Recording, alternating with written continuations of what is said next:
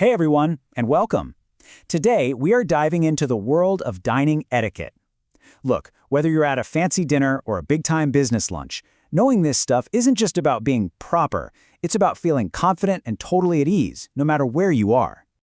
You know the feeling, right? We've all been there. You sit down, you see this ocean of silverware in front of you, and you get that little jolt of panic. Is that a salad fork? A dinner fork? Wait, is there a third fork? It feels less like a meal and more like a pop quiz you completely forgot to study for. Well, here's the good news. You are definitely not alone. It might look complicated, but the whole system is actually surprisingly logical. So today, we're going to decode it all, one step at a time. We'll turn that stress into something simple, elegant, and maybe, just maybe, even a little fun. Okay, so before we even think about touching a fork, our journey starts the second we walk into the room. And the very first puzzle to solve is, where do I sit? It sounds simple, but as we're about to see, the answer tells you a whole lot about the culture you're in. This is so fascinating because it shows two completely different ways of thinking about a meal. In many traditional Chinese settings, it's all about respect and hierarchy. The most important person, the guest of honor, gets the best seat, the one facing the entrance.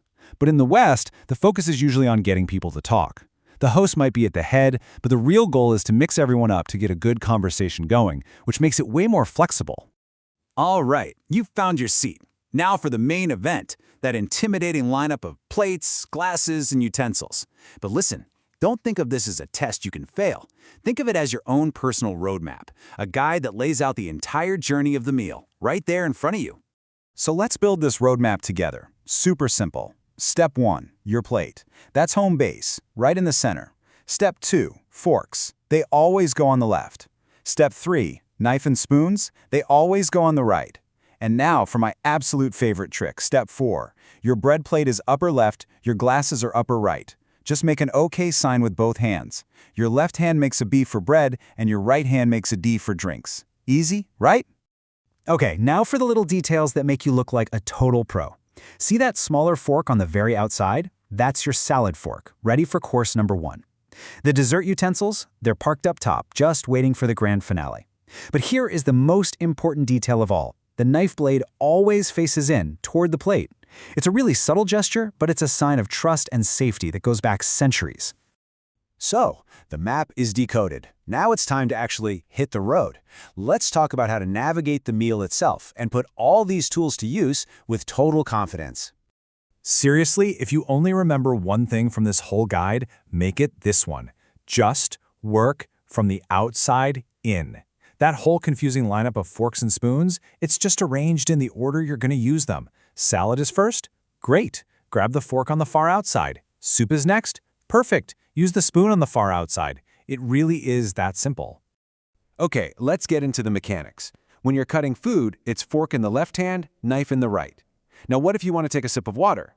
Whatever you do, don't put your dirty utensils back on the nice clean table. Just rest them completely on your plate.